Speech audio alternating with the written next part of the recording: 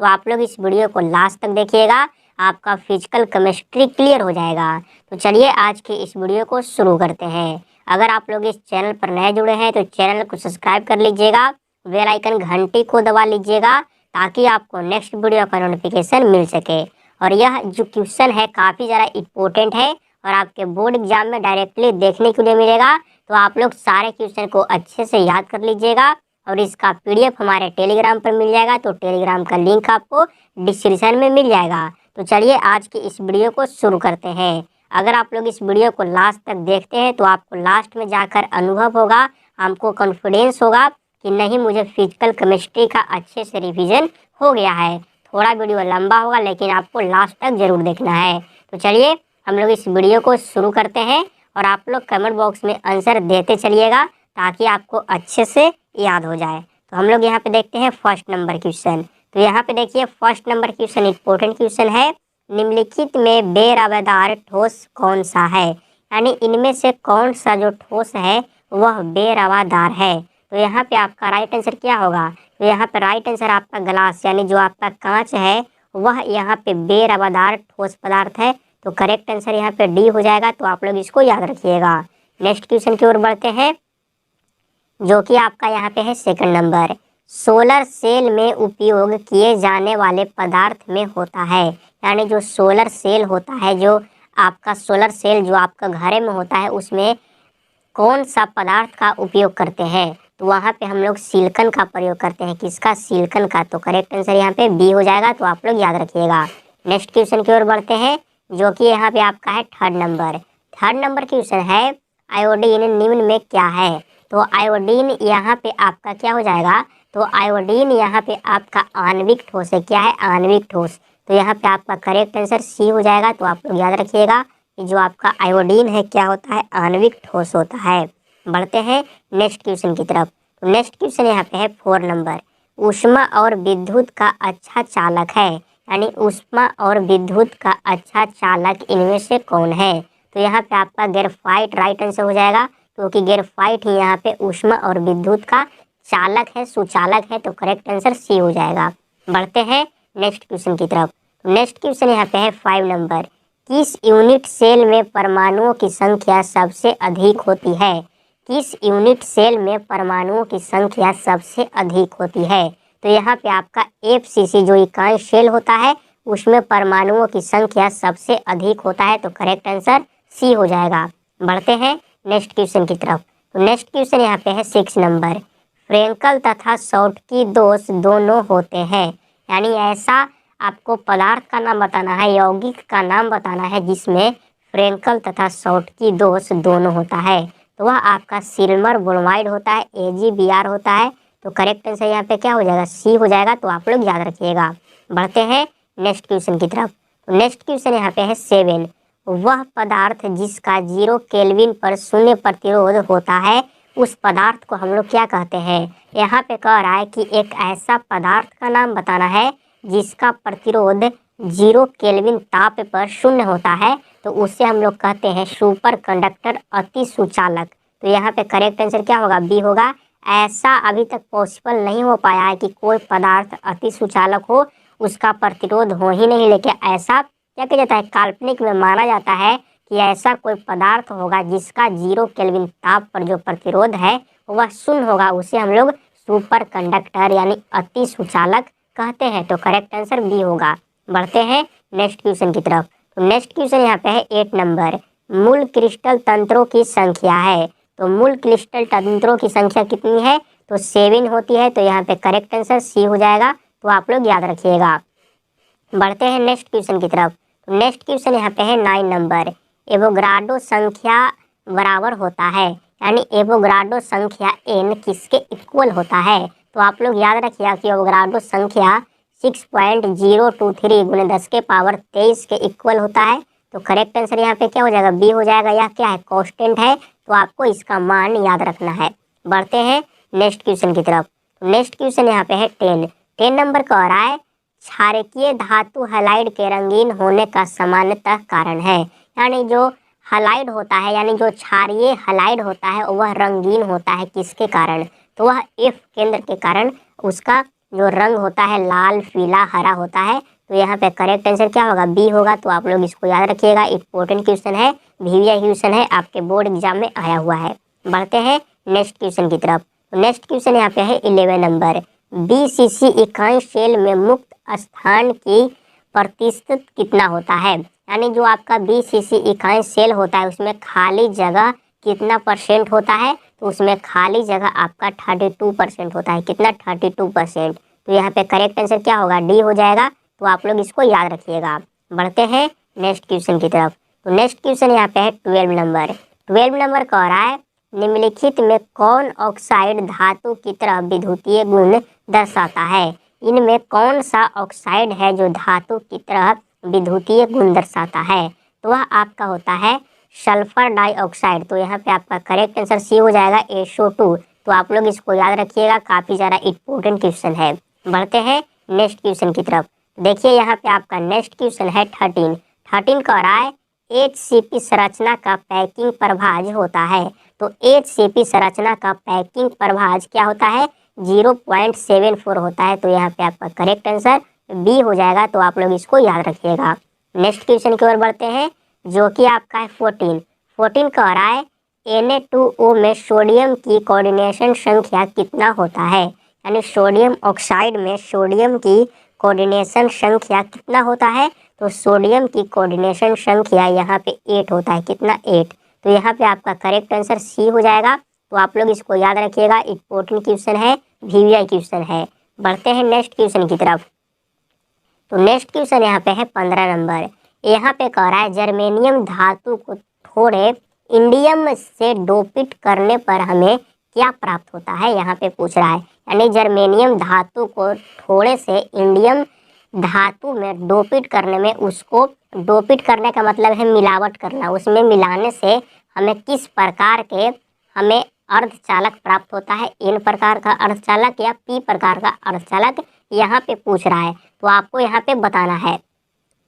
तो हमें यहाँ क्या प्राप्त होता है? P प्रकार का अर्धचालक प्राप्त होता है। यानी जब आप लोग जर्मेनियम धातु को थोड़े से इंडियम धातु में डोपिट करते हैं तो यहाँ पे आपको P प्रकार के अर्धचालक सेमीकंडक्टर प्राप्त होता है। बढ़ते हैं नेक्स्ट क्वेश्चन की तरफ। तो यहाँ पे देखिएगा नेक्स्ट क्वेश्चन जो कि आपका है 16 नंबर। 16 नंबर यहाँ पे क्वेश्चन कह रहा है विभिन्न प्रकार के क्रिस्टलों में जालक व्यवस्था की कुल संख्या होती है। यानी विभिन्न प्रकार के क्रिस्टलों से हम लोग कितने प्रकार की क्रिस्टल प्राप्त कर सकते हैं? इसी को हम लोग कहते हैं विवरेश जालक। तो 14 प्रकार के क्रिस्टल प्राप्त कर सकते हैं। तो यहाँ पे करेक्ट आंसर डी हो जाएगा। तो आप लोग इसको याद रखिएगा, इंपॉर्टेंट क्वेश्चन है और बहुत बार आपके बोर्ड एग्जाम में आया हुआ है। यहाँ पे जितने भी क्वेश्चन है सभी इंपॉर्टेंट है, सभी VVI है, लेकिन यह काफ़ी ज़्यादा इंपॉर्टेंट है। तो आप लोग इसको अच्छे से याद रखिएगा। बढ़ते हैं नेक्स्ट क्वेश्चन की तरफ। तो यहाँ पे आपका नेक्स्ट क्वेश्चन है 17।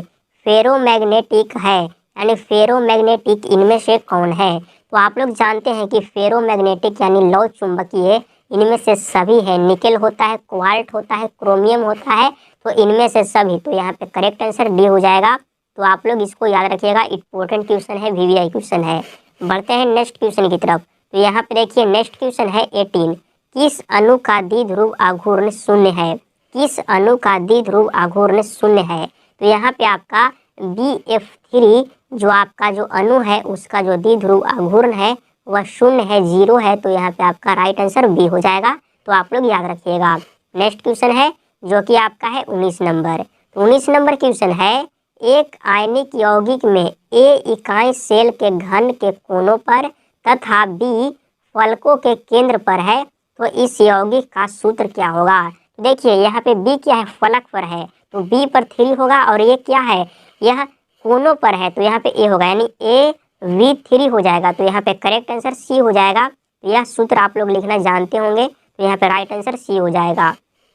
बढ़ते हैं नेक्स्ट क्वेश्चन की तरफ। तो नेक्स्ट क्वेश्चन है 20। निम्नलिखित में कौन सा गुण क्रिस्टलीय ठोस पदार्थ का नहीं है? यानी इनमें से कौन सा जो गुण है वह क्रिस्टलीय ठोस पदार्थ का नहीं है? तो यहाँ पे आपका राइट आंसर ये हो जाएगा विभिन्न दिशाओं में समान गुण। यह क्रिस्टलीय ठोस पदार्थ का क्या है? आपका गुण नहीं है। तो करेक्ट आंसर यहाँ पे ए हो जाएगा। तो आप लोग इसको याद रखिएगा। बढ़ते हैं नेक्स्ट क्वेश्चन की तरफ। नेक्स्ट क्वेश्चन यहाँ पे है 21। 21 है, निम्नलिखित में कौन अनुसंख्य गुण धर्म नहीं है, यानी इनमें से कौन अनुसंख्य गुण नहीं है। तो यहाँ पे आपका राइट आंसर क्या हो जाएगा, आपका पराशरण दाब होता है, क्वथनांक का उन्नयन भी होता है, हिमांक का अवनमन भी होता है। यहाँ पे बाष्प दाब नहीं, बाष्प दाब का अवनमन आपका अनुसंख्य गुण धर्म है, लेकिन बाष्प दाब नहीं है। तो यहाँ पे आपका करेक्ट आंसर सी हो जाएगा दोस्त। तो आप लोग इसको याद रखिएगा, इंपॉर्टेंट क्वेश्चन है। बढ़ते हैं नेक्स्ट क्वेश्चन की तरफ। तो नेक्स्ट क्वेश्चन यहाँ पे है 22 कह रहा है कुहासा कोलाइडी विलयन में, यानी कुहासा क्या है, तो कुहासा कोलाइडी विलयन में द्रव कण गैस में प्रतिक्षिप्त है। यानी जो यहाँ पे देखिए कुहासा क्या है, गैस में द्रव के रूप में क्या होता है, फैल जाता है, उसी को कुहासा कहते हैं। तो करेक्ट आंसर ए हो जाएगा। आप लोग देखे होंगे पूरे जो वातावरण है क्या है, उसमें गैस भरा हुआ है, लेकिन ऊपर से क्या गिरता है, द्रव यानी पानी की तरह गिरता है और दोनों मिलकर कुहासा का निर्माण करता है। तो यहाँ पे करेक्ट आंसर ए होगा, यानी द्रव कण गैस में मिला हुआ है, प्रतिक्षिप्त है। तो करेक्ट आंसर ए होगा। बढ़ते हैं नेक्स्ट क्वेश्चन की तरफ। नेक्स्ट क्वेश्चन है 23, निम्न में कौन सा जोड़ा आदर्श घोल का निर्माण नहीं करता है। तो यहाँ पे कौन सा जो जोड़ा है वह आदर्श घोल का निर्माण नहीं करता है। तो यहाँ पे आपका राइट आंसर डी हो जाएगा। जो आपका डी दिया गया है यह आपका आदर्श घोल का निर्माण नहीं करता है, और आदर्श घोल उसे कहते हैं जो राउल्ट नियम का पालन करता है। तो यहाँ पे करेक्ट आंसर डी होगा। बढ़ते हैं नेक्स्ट क्वेश्चन की तरफ। तो नेक्स्ट क्वेश्चन यहाँ पे है 24, निम्नलिखित में कौन अर्धपरागमय झिल्ली से निकल पाते हैं। तो अर्धपरागमय झिल्ली से कौन निकल पाते हैं, तो विलायक के अणु, यानी विलायक के अणु ही अर्धपरागमय झिल्ली से निकल पाते हैं। तो करेक्ट आंसर ए हो जाएगा। बढ़ते हैं नेक्स्ट क्वेश्चन की तरफ। तो नेक्स्ट क्वेश्चन है 25, 234.2 ग्राम चीनी के घोल में 34.2 ग्राम चीनी है, तो घोल का मोलल सांद्रण क्या होगा। तो यहाँ पे घोल का जब आप लोग मोलल सांद्रण निकालिएगा तो घोल का मोलल सांद्रण 0.5 आएगा। तो करेक्ट आंसर क्या हो जाएगा, बी हो जाएगा। और मोलल सांद्रण का कोई मात्रक नहीं होता है, तो यहाँ पे केवल 0.5, तो करेक्ट आंसर बी होगा। बढ़ते हैं नेक्स्ट क्वेश्चन की तरफ। तो नेक्स्ट क्वेश्चन है 26, निम्नलिखित में किसका हिमांक अवनमन अधिकतम होगा। तो यहाँ पे सबसे अधिकतम जो हिमांक अवनमन है वह पोटेशियम सल्फेट का है, K2SO4 का है। तो यहाँ पे आपका करेक्ट आंसर ए हो जाएगा। तो आप लोग इसको याद रखिएगा, इंपॉर्टेंट क्वेश्चन है, VVI क्वेश्चन है। बढ़ते हैं नेक्स्ट क्वेश्चन की तरफ। तो नेक्स्ट क्वेश्चन यहाँ पे है 27, मोल लता को व्यक्त किया जाता है। तो मोल लता को हम लोग किस में व्यक्त करते हैं, तो मोल प्रति केजी में व्यक्त करते हैं। किसमें, मोल प्रति केजी। तो यहाँ पे करेक्ट आंसर सी होगा। बढ़ते हैं नेक्स्ट क्वेश्चन की तरफ।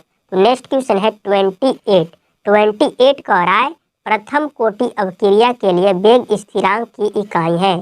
तो प्रथम कोटि जो अवक्रिया होता है उसका वेग स्थिरांक की जो यूनिट होता है वह प्रति टाइम होता है, प्रति सेकेंड होता है, प्रति मिनट होता है, प्रति घंटा होता है। तो यहाँ पे आपका ऑप्शन नंबर बी में दिया गया है, तो ऑप्शन नंबर बी यहाँ पे करेक्ट होगा। तो आप लोग याद रखिएगा। बढ़ते हैं नेक्स्ट क्वेश्चन की तरफ।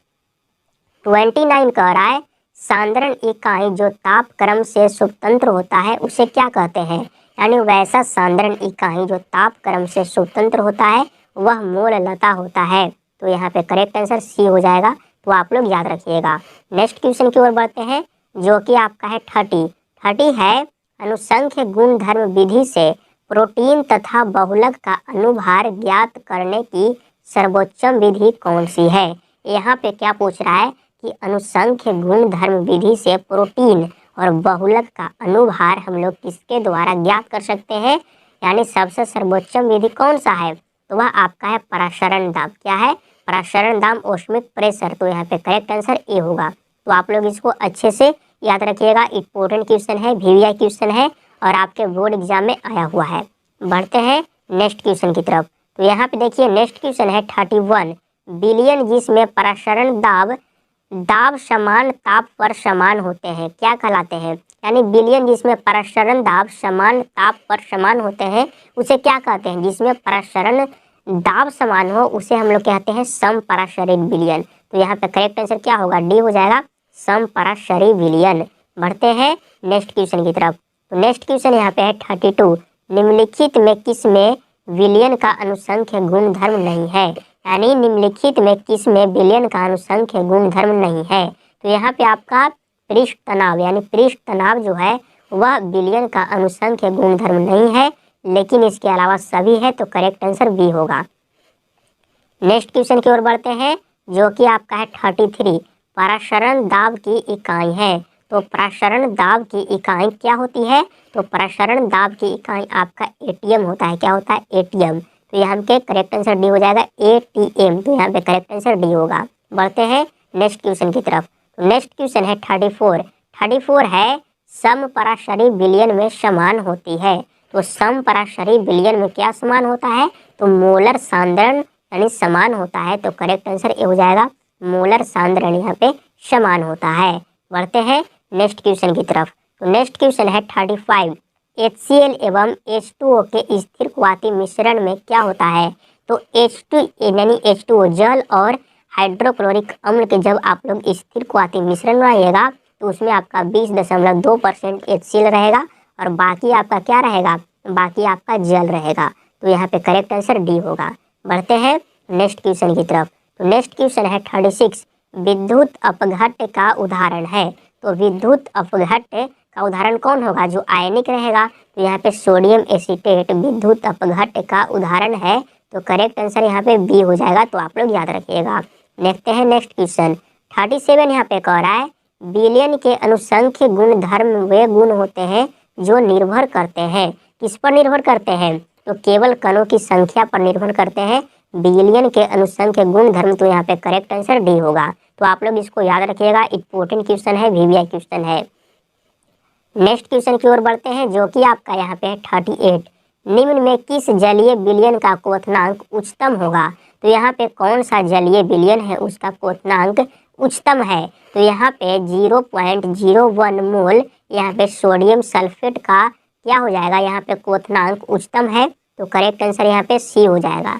बढ़ते हैं नेक्स्ट क्वेश्चन की तरफ। तो नेक्स्ट क्वेश्चन यहाँ पे है 39। शुद्ध जल की मोलरता होती है। तो शुद्ध जल की जो मोलरता है वह 55.6 होता है। तो करेक्ट आंसर यहाँ पे ए हो जाएगा। तो आप लोग इसको याद कर लीजिए, बोर्ड एग्जाम में आया हुआ है। बढ़ते हैं नेक्स्ट क्वेश्चन की तरफ। नेक्स्ट क्वेश्चन यहाँ पे है आपका 40।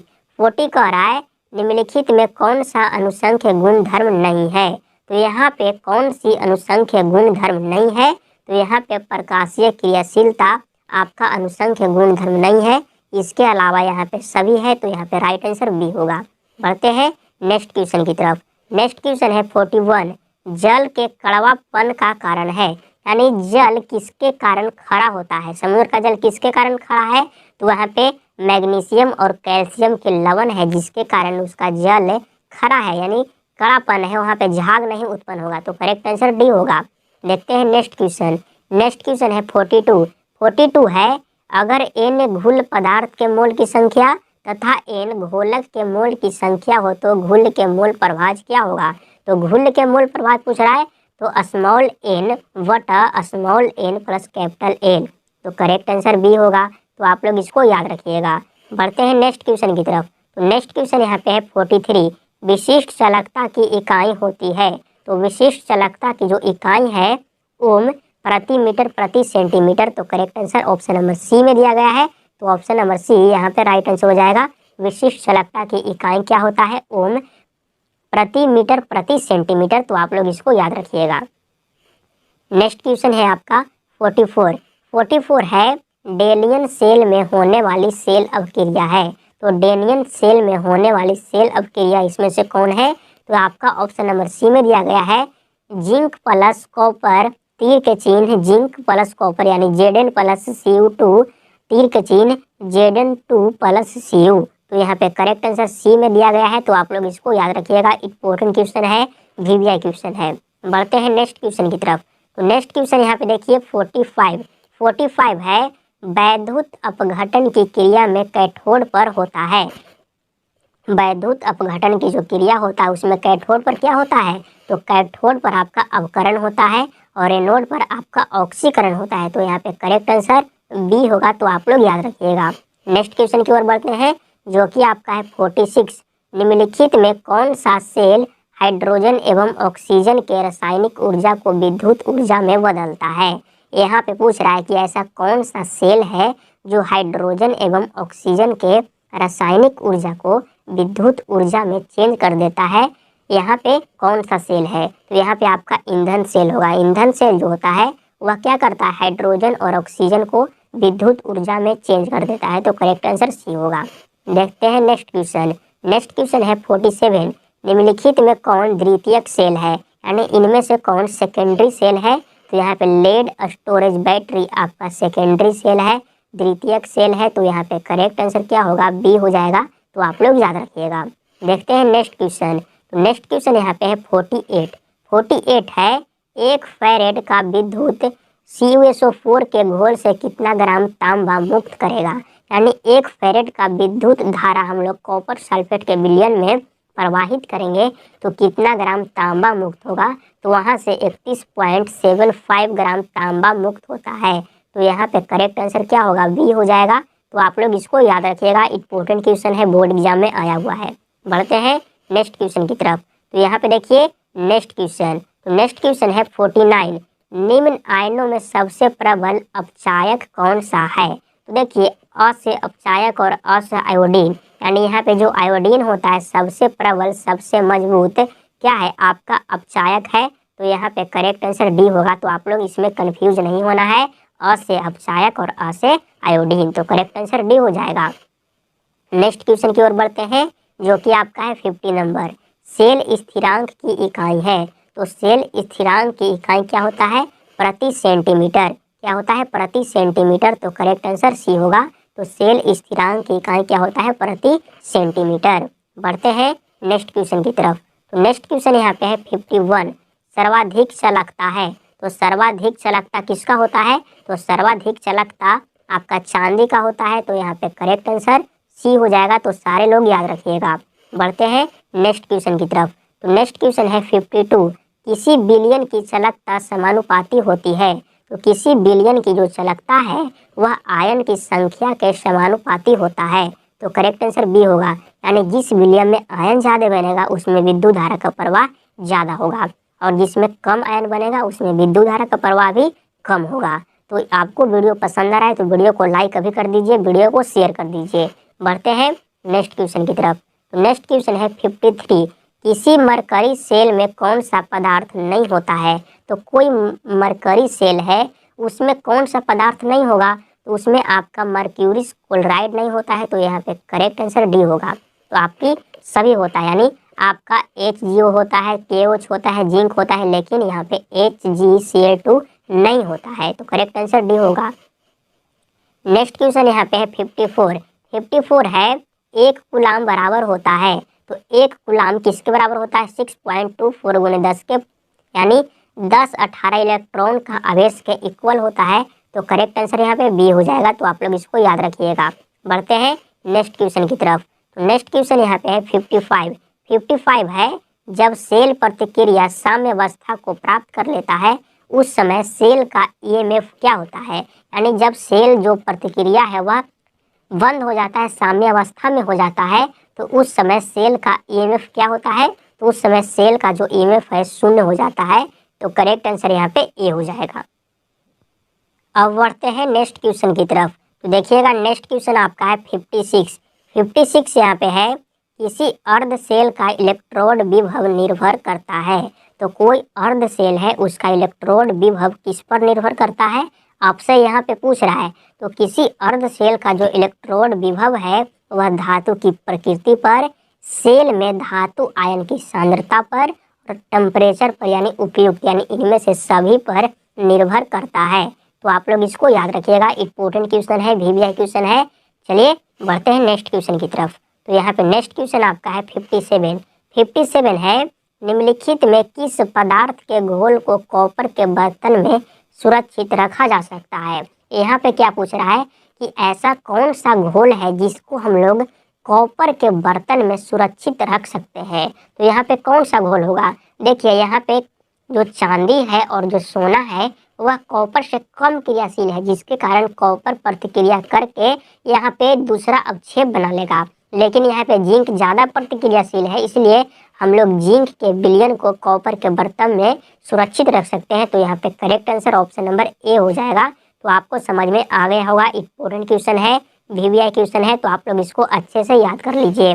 बढ़ते हैं नेक्स्ट क्वेश्चन की तरफ। तो देखिए नेक्स्ट क्वेश्चन यहाँ पे है 58। निम्नलिखित में कौन धातु कॉपर सल्फेट के साथ प्रतिक्रिया नहीं करता है? तो यहाँ पे देखिए कॉपर सल्फेट के साथ कौन प्रतिक्रिया नहीं करेगा? तो यहाँ पे ए जी चांदी, चांदी क्या है? कम क्रियाशील है, यानी कॉपर से भी कम क्रियाशील है, तो यह क्या करेगा? रिएक्शन नहीं करेगा। तो करेक्ट आंसर यहाँ पे डी हो जाएगा। नेक्स्ट क्वेश्चन की ओर बढ़ते हैं जो कि आपका है 59। 59 यहाँ पे कह रहा है विद्युत की वह मात्रा जो सोडियम नाइट्रेट के घोल से 108 ग्राम चांदी जमा कर सकता है वह कौन सा है? यानी विद्युत की कौन सी मात्रा? तो 1 फैरेड जब आप लोग क्या करिएगा सोडियम नाइट्रेट के विलयन में प्रवाहित करेंगे तो वहाँ पे 108 ग्राम चांदी जमा होगा। तो यहाँ पे करेक्ट आंसर ए हो जाएगा। बढ़ते हैं नेक्स्ट क्वेश्चन की तरफ। नेक्स्ट क्वेश्चन यहाँ पे है 60 कह रहा है निम्न में कौन सबसे शक्तिशाली ऑक्सीकारक है? तो ऑक्सीकारक कौन है? तो यहाँ पे सबसे शक्तिशाली ऑक्सीकारक आपका फ्लोराइड है। क्या है? फ्लोराइड। तो यहाँ पे F2 है, तो करेक्ट आंसर यहाँ पे ए हो जाएगा। तो आप लोग इसको याद रखिएगा, इम्पोर्टेंट क्वेश्चन है। बढ़ते हैं नेक्स्ट क्वेश्चन की तरफ। तो नेक्स्ट क्वेश्चन यहाँ पे है 61। द्रवित सोडियम क्लोराइड के विद्युत अपघटन से कैथोड पर मुक्त होता है। यहाँ पे पूछ रहा है कि द्रवित सोडियम क्लोराइड यानी NaCl जब विद्युत अपघट करते हैं तो कैथोड पर क्या मुक्त होता है? तो कैथोड पर हमें सोडियम प्राप्त होता है और एनोड पर हमें क्लोरीन गैस प्राप्त होता है। तो यहाँ पे करेक्ट आंसर बी होगा। तो आप लोग इसको याद रखिएगा, इम्पोर्टेंट क्वेश्चन है, वीवीआई क्वेश्चन है, बोर्ड एग्जाम में आया हुआ है। बढ़ते हैं नेक्स्ट क्वेश्चन की तरफ। तो यहाँ पे नेक्स्ट क्वेश्चन है 62 कह रहा है KNO3 का संतृप्त विलयन लवण सेतु बनाने के लिए उपयोग किया जाता है, क्योंकि लवण सेतु आप लोग पढ़े होंगे। इसका उपयोग क्यों करते हैं? क्योंकि यहाँ पे दोनों K+ और NO3 की गतियाँ लगभग समान होती है और यह आयन को क्या करता है? समान बनाए रखता है, जिसके कारण हम लोग यहाँ पे इसका प्रयोग करते हैं। तो करेक्ट आंसर सी हो जाएगा। बढ़ते हैं नेक्स्ट क्वेश्चन की तरफ। नेक्स्ट क्वेश्चन यहाँ पे आपका है 63 कह रहा है निम्न में कौन एक अवरोधक है? तो यहाँ पे अवरोधक का मतलब उससे विद्युत धारा का प्रवाह नहीं होगा। तो यहाँ पे डायमंड यानी जो यहाँ पे आपका हीरा है वह क्या है? एक अवरोधक है। तो आप लोग इसको याद कर लीजिए, इम्पोर्टेंट क्वेश्चन है। बढ़ते हैं नेक्स्ट क्वेश्चन की तरफ। तो नेक्स्ट क्वेश्चन यहाँ पे है 64। लोहे पर प्लेटिंग के लिए सबसे अधिक उपयुक्त धातु जो संक्षारण के लिए विरुद्ध सुरक्षा करती है वह क्या है? यानी लोहे को संक्षारण से, जंग लगने से बचाने के लिए क्या करना चाहिए? तो उस पर सबसे जो अच्छा जो होता है वह क्या होता है? हम लोग जिंक का क्या कर दे? पेंट कर दे। तो यहाँ पे जिंक प्लेटिंग होता है। तो यहाँ पे करेक्ट आंसर क्या हो जाएगा? डी हो जाएगा। या जिंक की एक परत चढ़ा देंगे ताकि लोहे पर संक्षारण रुक जाए। तो करेक्ट आंसर डी हो जाएगा। बढ़ते हैं नेक्स्ट क्वेश्चन की तरफ। तो नेक्स्ट क्वेश्चन है 65। सेल अभिक्रिया स्वतः होती है जब, यानी सेल अभिक्रिया स्वतः होती है कब? तो यहाँ पे डेल्टा जी का मान ऋणात्मक होता है, यानी गिब्स ऊर्जा जब नेगेटिव होता है तो सेल अभिक्रिया खुद होता है। और सेल को हम लोग क्या करते हैं? उस पर हम लोग कुछ प्रवाहित करते हैं कब? जब डेल्टा जी का मान धनात्मक होता है तो सेल अभिक्रिया स्वयं नहीं होता है। तो वह कोई भी पूछेगा तो आपको गलत नहीं करना है। बढ़ते हैं नेक्स्ट क्वेश्चन की तरफ। नेक्स्ट क्वेश्चन यहाँ पे 66। लोहे का संक्षारण रोकने का सबसे अच्छा तरीका क्या है? तो लोहे का संक्षारण रोकने का यानी संरक्षण रोकने का, उस पर जंग नहीं लगे, उसको रोकने का सबसे अच्छा तरीका है आयरन कैथोड बनाकर, यानी जो लोहा है उसको कैथोड में परिवर्तित कर देंगे तो उस पर जंग कभी नहीं लगेगा, संक्षारण नहीं होगा। तो करेक्ट आंसर ए हो जाएगा। बढ़ते हैं नेक्स्ट क्वेश्चन की तरफ। तो नेक्स्ट क्वेश्चन यहाँ पे है 67 है फ्राइडे का विद्युत अपघटन के द्वितीय नियम निम्न में किससे संबंधित है? तो फ्राइडे के द्वितीय नियम किससे संबंधित है? तो यहाँ पे इलेक्ट्रोलाइट यानी विद्युत अपघट के समतुल्य भार से संबंधित है। तो करेक्ट आंसर यहाँ पे क्या होगा? तो करेक्ट आंसर यहाँ पे डी हो जाएगा। तो आप लोग इसको याद रखिएगा। बढ़ते हैं नेक्स्ट क्वेश्चन की तरफ। तो यहाँ पे आपका नेक्स्ट क्वेश्चन है 68।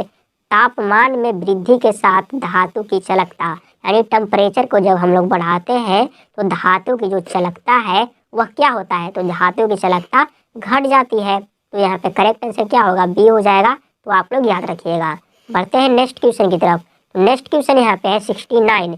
निम्नलिखित में एक आयनिक यौगिक है। तो यहाँ पे आयनिक यौगिक कौन है? तो यहाँ पे जो आयनिक यौगिक है वह आपका केवल और केवल सोडियम नाइट्रेट है। तो यहाँ पे करेक्ट आंसर डी हो जाएगा, सोडियम नाइट्रेट यहाँ पे आयनिक यौगिक है।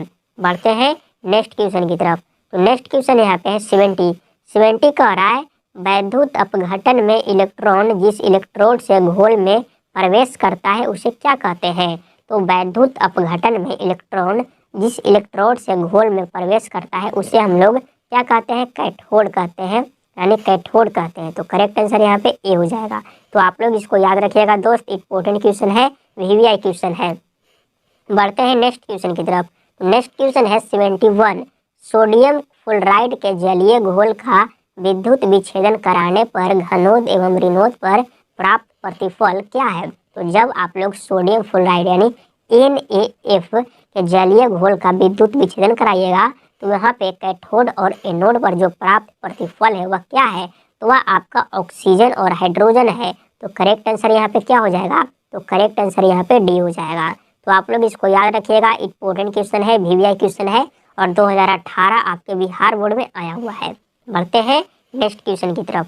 तो यहाँ पे नेक्स्ट क्वेश्चन देखिए आपका 72 जल में H2 प्लस Cl2 तीर के चिन्ह 2HCl सूर्य प्रकाश में अभिक्रिया की कोटि क्या है? तो इस अभिक्रिया की कोटि क्या हो जाएगा? आपका शून्य हो जाएगा, यानी शून्य कोटि अभिक्रिया का यह समीकरण है। तो करेक्ट आंसर डी हो जाएगा। तो आप लोग याद रखिएगा। बढ़ते हैं नेक्स्ट क्वेश्चन की तरफ। तो यहाँ पे देखिए नेक्स्ट क्वेश्चन इंपॉर्टेंट है, तो आप लोग इसको समझिएगा। अभिक्रिया A plus B plus C तीर के चिन्ह उसके बाद प्रोडक्ट की दर यानी प्रोडक्ट की जो रेट है कितना बना आपका dA/dt बराबर Ka1 into B half C half के द्वारा व्यक्त किया जाता है। तो इस अभिक्रिया की कोटि क्या है? तो देखिए सभी को जोड़ दीजिए, 1 प्लस आधा कितना होगा? 2 हो जाएगा। तो इस अभिक्रिया की कोटि यहाँ पे 2 हो जाएगा। ऑर्डर कितना होगा? आपका 2 हो जाएगा। तो आप लोग इसको समझ गए होंगे, इंपॉर्टेंट है, काफ़ी अच्छा क्वेश्चन है। इस तरह का क्वेश्चन आपके बोर्ड एग्जाम में आएगा।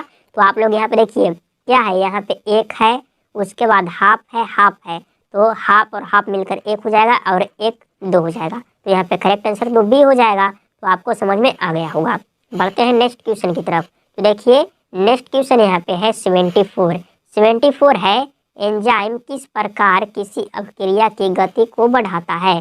तो एंजाइम जो होता है वह किसी भी अभिक्रिया की गति को बढ़ाने के लिए उसकी सक्रियण ऊर्जा कम कर देता है, यानी सक्रियण ऊर्जा कम करके वहाँ पे उसकी क्या करता है, उसकी अभिक्रिया को बढ़ा देता है, उसकी गति को बढ़ा देता है। तो करेक्ट आंसर ए हो जाएगा। नेक्स्ट क्वेश्चन यहाँ पे है 75 गति स्थिरांक की इकाई निर्भर करता है। तो गति स्थिरांक की जो इकाई है वह किस पर निर्भर करता है? तो उपयुक्त सभी पर, यानी इनमें से सभी पर निर्भर करता है, डिपेंड करता है। तो करेक्ट आंसर डी हो जाएगा। नेक्स्ट क्वेश्चन की ओर बढ़ते हैं जो कि आपका है 76 आर्हेनियस परिकल्पना, यानी आर्हेनियस नामक जो वैज्ञानिक था उन्होंने एक कल्पना किया, उसके अनुसार अभिक्रिया का वेग बढ़ता है। तो कब बढ़ता है? जब टेम्परेचर बढ़ता है तो अभिक्रिया का वेग बढ़ता है, क्योंकि वहाँ पे इलेक्ट्रॉन का टक्कर तेज हो जाता है, जिसके कारण क्या होता है, अभिक्रिया का जो दर होता है वह तेज हो जाता है, उसका जो वेग होता है, वेलोसिटी होता है, सब बढ़ जाता है। तो करेक्ट आंसर ए हो जाएगा। बढ़ते हैं नेक्स्ट क्वेश्चन की तरफ। 77 यहाँ पे है समीकरण, यहाँ पे जो आपको दिया गया है कौन सा कथन सत्य है? तो देखिए यहाँ पे जो आपका ये दिखाई पड़ रहा है वह क्या है, सक्रियण ऊर्जा है। तो यहाँ पे आपका ऑप्शन नंबर सी इसका करेक्ट हो जाएगा। तो आप लोग इसको याद रखिएगा। नेक्स्ट क्वेश्चन की ओर बढ़ते हैं जो कि आपका है 78 है प्रथम कोटि अभिक्रिया के लिए टी हाफ का मान क्या होगा, यानी टी हाफ यानी अर्ध आयु क्या होगा? तो इसका अर्ध आयु हो जाएगा 0.693 वोपोन के। तो यहाँ पे करेक्ट आंसर बी हो जाएगा। तो आप लोग इसको रट लीजिए, इंपॉर्टेंट क्वेश्चन है, बार बार आता है, तो आप लोग इसको अच्छे से याद कर लीजिएगा। नेक्स्ट क्वेश्चन की ओर बढ़ते हैं जो कि आपका है 79 किसी वस्तु के प्रतिक्रिया करने का दर निर्भर करता है। तो किस पर निर्भर करता है? तो सक्रिय भार पर निर्भर करता है। तो करेक्ट आंसर डी हो जाएगा। जिस भी पदार्थ का सक्रिय भार ज़्यादा होगा उसकी प्रतिक्रिया करने की दर भी ज़्यादा होगा, जिसका कम होगा उसका प्रतिक्रिया करने की दर भी कम होगा। तो यहाँ पे करेक्ट आंसर डी हो जाएगा। तो आप लोग याद रखिएगा। नेक्स्ट क्वेश्चन की ओर बढ़ते हैं, जो कि आपका यहाँ पे है 80।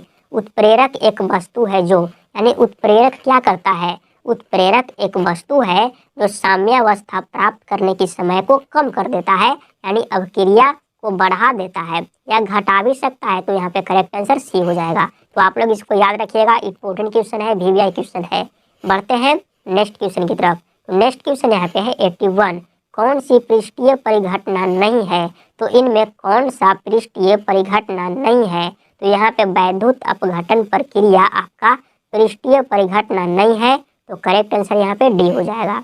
बढ़ते हैं नेक्स्ट क्वेश्चन की तरफ। नेक्स्ट क्वेश्चन है 82। प्रसरण दाब निम्नलिखित में किस समीकरण द्वारा व्यक्त होते हैं? तो प्रसरण दाब हम लोग P बराबर CRT द्वारा व्यक्त होता है। तो यहाँ पे correct answer option number A में दिया गया है। तो ऑप्शन नंबर ए यहाँ पे करेक्ट हो जाएगा। बढ़ते हैं नेक्स्ट क्वेश्चन की तरफ। नेक्स्ट क्वेश्चन है 83। पहाड़ों पर जल का क्वथनांक कम हो जाता है, क्यों? यानी पहाड़ पर जल 100 डिग्री से पहले ही उबलने लगता है, किसके कारण? क्योंकि वहाँ पे वायुमंडलीय दाब कम होता है। तो यहाँ पे करेक्ट आंसर ए हो जाएगा। तो आप लोग इसको समझ सकते हैं, इंपॉर्टेंट क्वेश्चन है, 2020 में आया हुआ है। बढ़ते हैं नेक्स्ट क्वेश्चन की तरफ। तो नेक्स्ट क्वेश्चन यहाँ पे 84। आदर्श विलयन का निम्न में कौन सा गुण है? तो आप लोग जानते हैं कि वैसा विलयन आदर्श विलयन कहलाता है जो राउल्ट नियम का पालन करता है। तो यहाँ पे correct answer option number A हो जाएगा। तो ऑप्शन नंबर ए इसका करेक्ट हो जाएगा। नेक्स्ट क्वेश्चन की ओर बढ़ते हैं, जो कि आपका है 85। लवण सेतु में KCl प्रयुक्त होता है, क्योंकि लवण सेतु जो बनता है उसमें आपका पोटेशियम क्लोराइड क्यों उपयोग में लाया जाता है? क्योंकि पोटेशियम और जो क्लोरीन होता है उसके आयनों के चालकत्व लगभग बराबर होता है, जिसके कारण आयन बना रहता है पॉजिटिव और नेगेटिव। तो यहाँ पे करेक्ट आंसर डी हो जाएगा। बढ़ते हैं नेक्स्ट क्वेश्चन की तरफ। तो यहाँ पे नेक्स्ट क्वेश्चन देखिए 86। दूध निम्न में क्या है? आपको यहाँ पे बताना है। तो दूध यहाँ पे वसा में प्रतिक्षेपित जल है। तो यहाँ पे करेक्ट ऑप्शन बी हो जाएगा। तो आप लोग इसको याद रखिएगा कि जो आपका दूध होता है वसा में प्रतिक्षेपित जल है। बढ़ते हैं नेक्स्ट क्वेश्चन की तरफ। तो नेक्स्ट क्वेश्चन यहाँ पे है 87। निम्नलिखित में कौन सी धातु प्रकृति में मुक्त अवस्था में पाई जाती है? तो यहाँ पे जो आपका प्लेटिनियम होता है, प्लेटिनियम धातु होता है, वह प्रकृति में मुक्त अवस्था में पाया जाता है। आप लोग जो देखे होंगे, जो पानी का जो बड़ा बड़ा जहाज होता है, जो शिप होता है, उसका जो तल्ली होता है वह प्लेटिनियम का बना होता है, क्योंकि इसमें जंग नहीं लगता है, संक्षारण नहीं होता है, और इसका जो नमक होता है, समुद्र में नमक होता है, उससे इस पर कोई फर्क नहीं पड़ता है। बहुत ज़्यादा टिकाऊ होता है, बहुत महंगा धातु है। यानी प्लेटिनियम क्या है? धातु में क्या होता है? प्रकृति में मुक्त अवस्था में पाया जाता है। तो करेक्ट आंसर डी हो जाएगा। नेक्स्ट क्वेश्चन देखिए 88 है, द्रव में किसी द्रव के प्रतिक्षेपण क्या कहलाता है? तो द्रव में किसी द्रव के प्रतिक्षेपण को हम लोग क्या कहते हैं? एरोसोल कहते हैं। तो यहाँ पे करेक्ट आंसर डी हो जाएगा। तो आप लोग इसको याद रखिएगा। बढ़ते हैं नेक्स्ट क्वेश्चन की तरफ। तो यहाँ पे आपका नेक्स्ट क्वेश्चन है 89।